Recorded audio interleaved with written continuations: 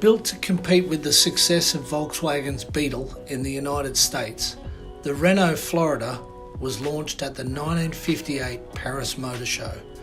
It was designed by Pietro at Ghia and was an instant success upon its release.